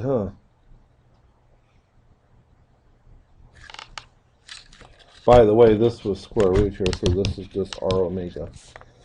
So times the square of the speed, So, but remember, this thing is going around in a circle of radius capital R. So guess what kappa is? It's 1 over r. And we didn't even need to do any detailed calculations,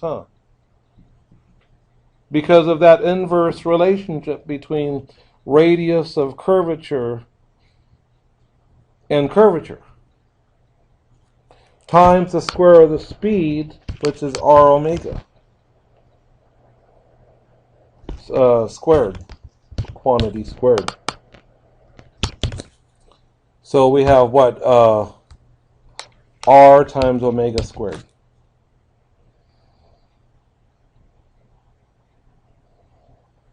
So r times omega squared is the scalar multiplier of n hat.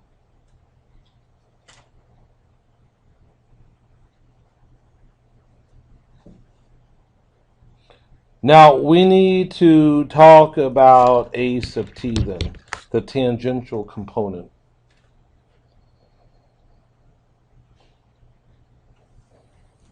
Now,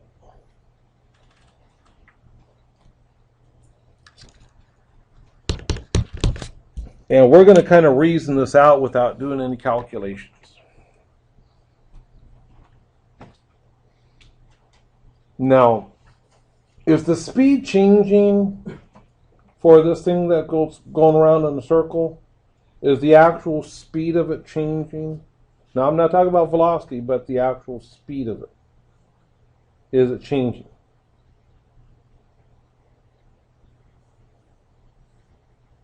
No, it's just going around and around and around with speed of omega.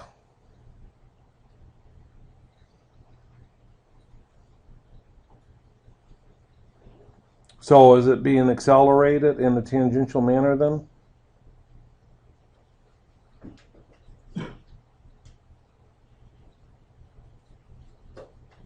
Okay, so what I'm saying here is ds dt is omega. So what is d squared s over dt squared? The derivative of a constant. 0, So there is no tangential component to acceleration.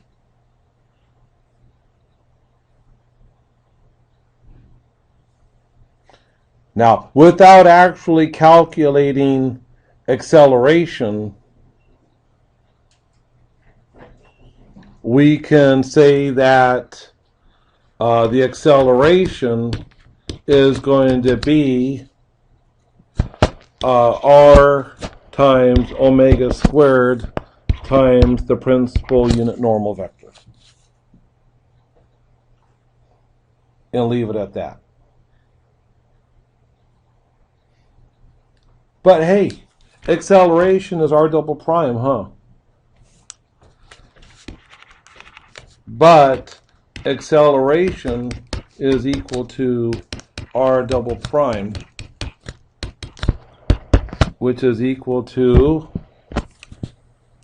what, negative r omega squared cosine omega t, comma, negative r omega squared sine omega t.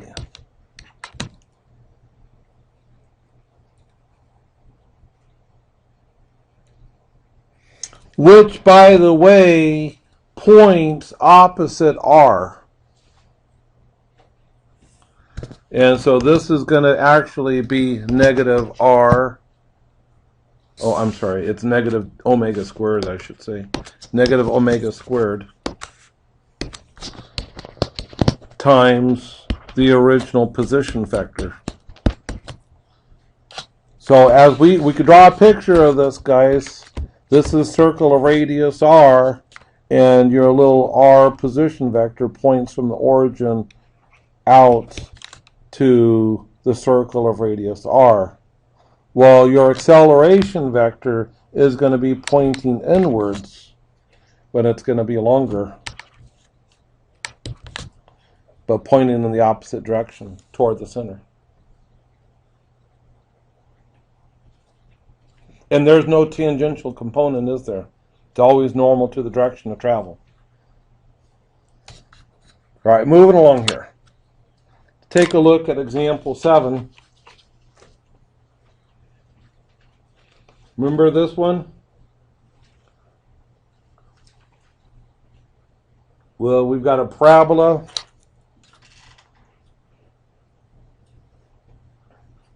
And we've got this car that's traveling along this parabolic path, traveling in this direction.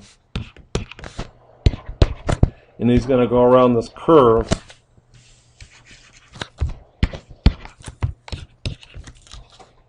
Now, do you think that he's going to slow down here at the sharpest bend? I sure hope so. But let's go ahead and do some calculations here. We're going to find the tangential and normal components of the acceleration here. So now I'm going to kind of wave my hands and just show you the calculations that they do in the textbook. It works out that t hat for this problem works out to be, 1, 2t. Now, 1, 2t, that is r prime, right? That's the derivative of, because remember, r of t is equal to t, t squared. So t hat is r prime over magnitude r prime. So 1 plus 4t squared. So there's t hat there. Now, if we were to take the derivative of t hat and divide it by the magnitude of that t hat, prime, then you would have n hat. And n hat works out to be, and I've verified it earlier, and it took me a couple minutes. It's not too bad, it just takes a while. But anyway, this works out to be a negative 2t, 1 over the square root of 1 plus 4t squared. So there's n hat, we've got t hat. Suppose that that's what we have. And then we're asked to find the tangential and normal components of the acceleration.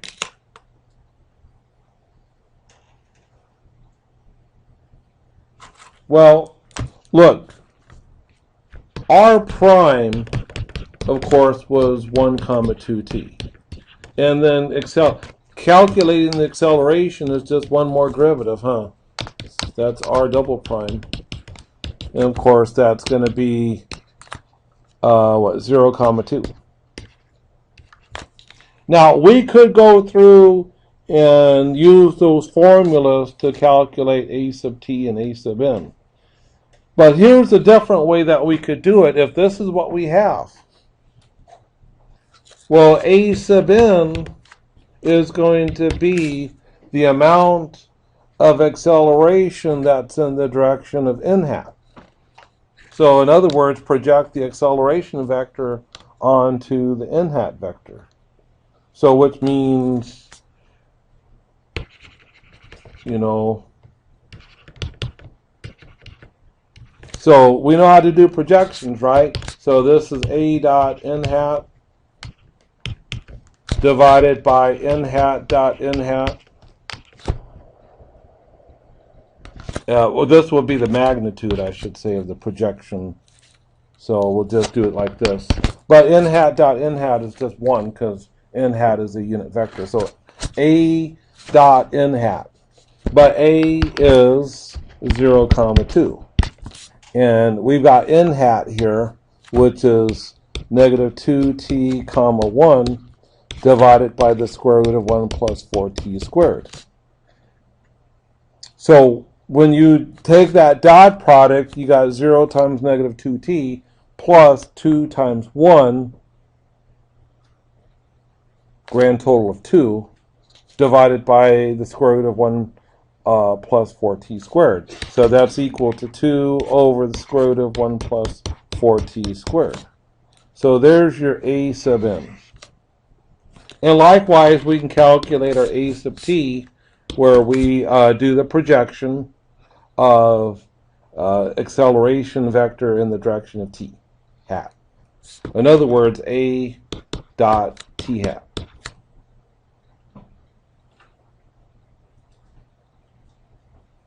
Now a is 0, 2, and here's t hat up here. So when you do that dot product,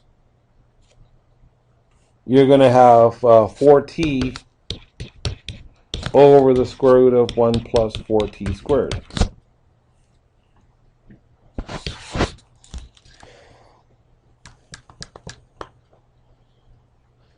Okay. Any questions on how to do that? Just different ways of finding those components without actually using those formulas that you saw earlier explicitly. Just dotting the acceleration vector either with n hat or t hat.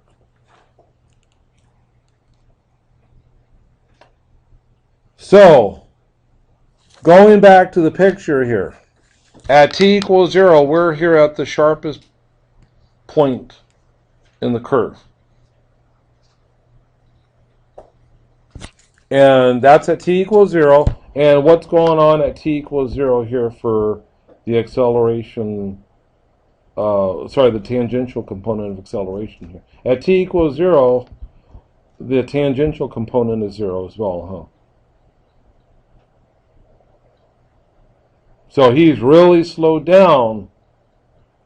The only part of acceleration that's happening at t equals 0 is here in the normal direction, huh? At t equals 0, we have a minimum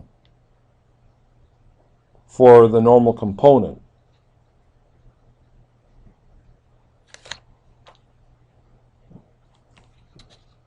So that means that he's really slowed down. And then, of course, as t gets large, he's picking up again. Now, so you could see that for large values of t, his overall speed is going to approach 2 units per unit of time, whatever. And his normal component is going to go to 0.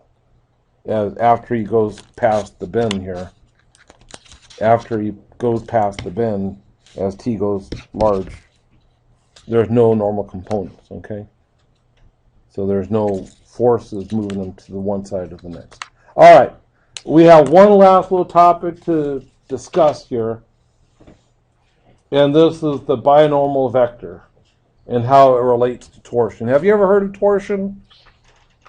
For those of you who are gearheads, works on cars, what is a torsion bar? Anybody know what the torsion bar is? It has to do with twisting, huh?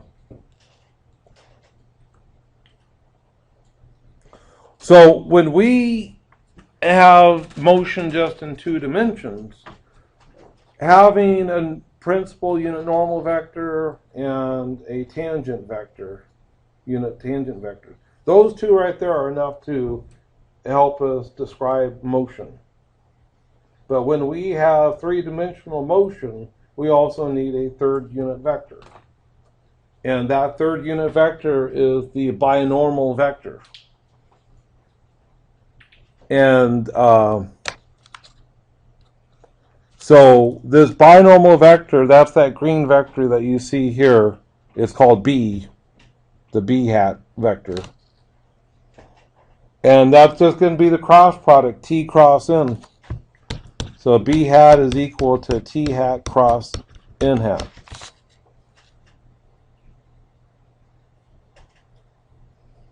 B hat, of course, is orthogonal to both T hat and N hat.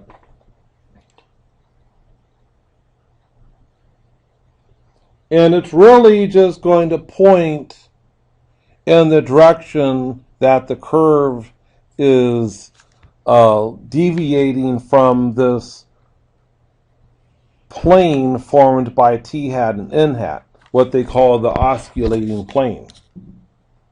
So if you ever find yourself on Jeopardy and you want to know what is the name of the plane that is orthogonal to the binormal vector, and you can answer, the answer is, what is the osculating plane? Oh, that's the plane that is normal to the binormal vector. Okay.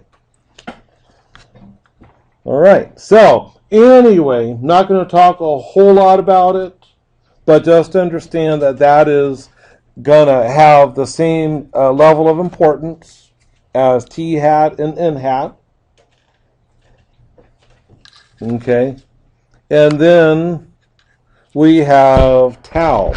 Now, we've seen tau before in our discussion of torque. But what is the distinction between tension and torque? Or are they really the same thing?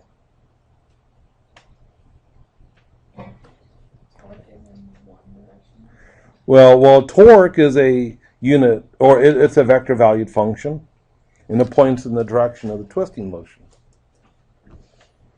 But here, tension, or torsion is a scalar value here. So just understand that when you see a tau vector, that is torque. And then you have the scalar tau. Now, I'll have to go back and check to see, because I'm wondering whether the magnitude of the torque is considered torsion.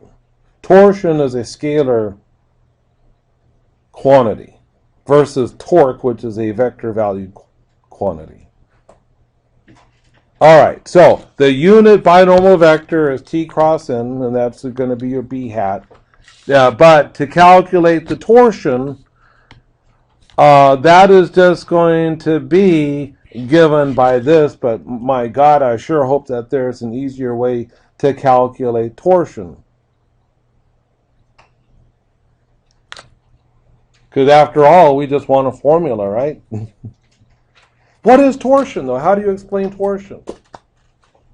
Torsion is basically tells you the rate at which the curve is deviating from that osculating plane. But what was the osculating plane? Well, if you remember, you have T hat and you have N hat. And the oscillating plane is that plane that basically goes through those two vectors. So if you have the trajectory deviating from that plane, then that torsion is going to give you like a numerical value to tell you to what degree there's that deviation. So imagine that you are on the roller coaster, right? You have this roller coaster going up and down and up and down, no torsion, right? But the moment that you veer to the left or veer to the right, then you have torsion. Okay? And the torsion, the magnitude of tau there will tell you how quickly you are deviating to the left or to the right. Does that kind of explain it?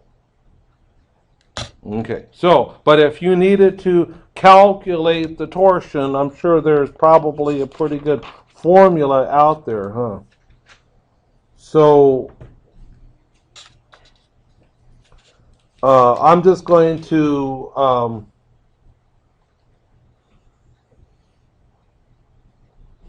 point at the formulas here on page 873, and we'll just maybe do one more problem and call it good, okay? So here are some formulas that you can use to calculate your torsion there on page 873.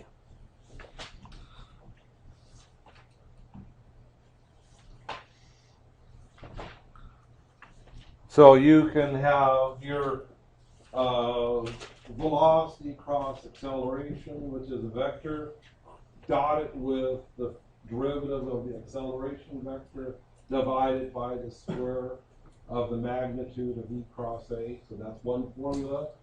Or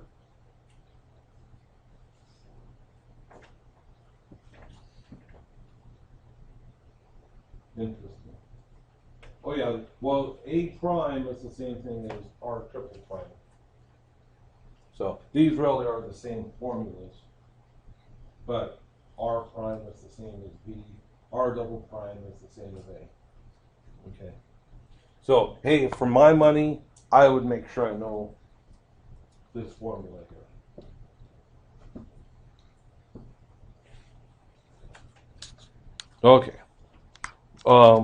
So let's just do one problem. Example 9. We'll talk about example 9 here.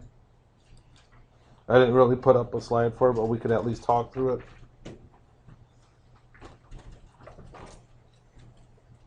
Now, torsion of a helix. Remember our helix? A cosine t, comma, A sine t, comma, bt. So we have the circle in the xy direction that is the radius A, and then the helix is rising at a rate of b units per second or whatever. Okay, so, and the question is, what is the torsion? Well, they go through the calculation here. They do a cross product, T cross N hat, because guess what? From previous problems, we've already calculated T hat and N hat. So they did T cross N. All right, so you take a look there.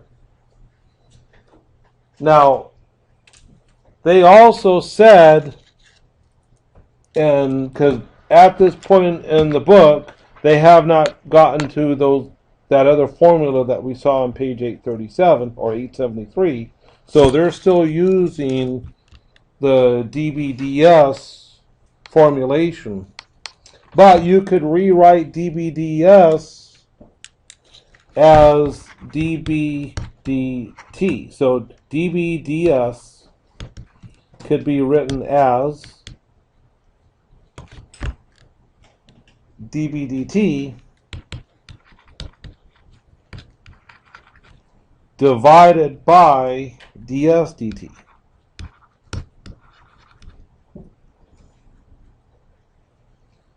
Okay, so this isn't hard to find because from the previous step you had already calculated B, which is T cross N, as you see there in the book. So you calculate the derivative of that vector, all right, and then divide it by ds dt. What is ds dt? But ds dt is just going to be equal to the speed, isn't it? And remember that for this problem, the speed was a squared plus b squared. So this is not a hard problem to calculate. Not a hard quantity. So the T cross N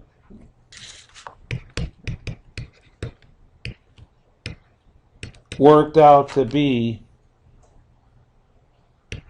B sine T, comma, negative B cosine T, comma A. divided by the square root of a squared plus b squared. So when you took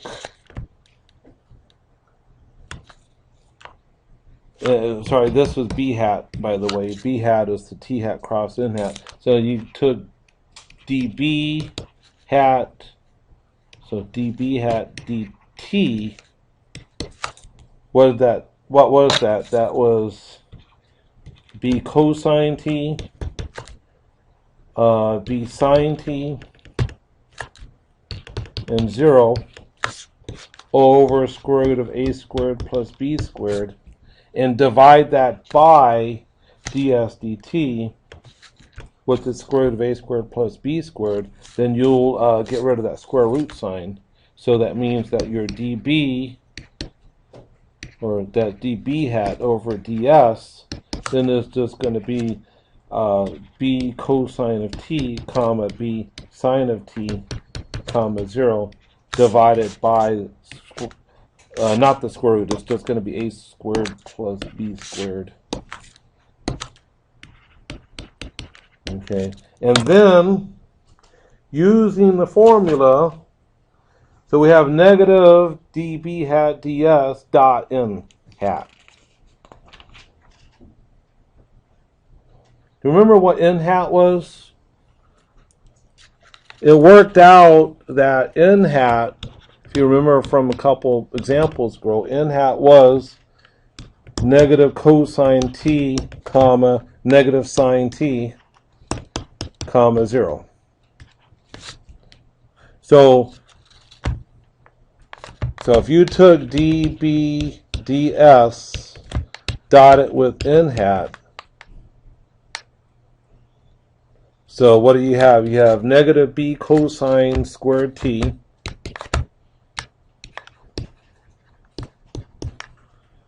plus negative b sine squared t plus 0,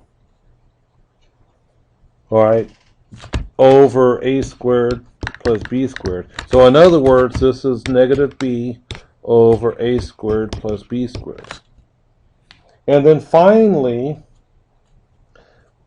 tau, the torsion, is negative of db hat ds dotted with n hat. So that's going to be nothing more than just b over a squared plus b squared. Okay, so there is your torsion. Just a number. Do you think that the torsion could be a function of t? Of course. For other trajectories.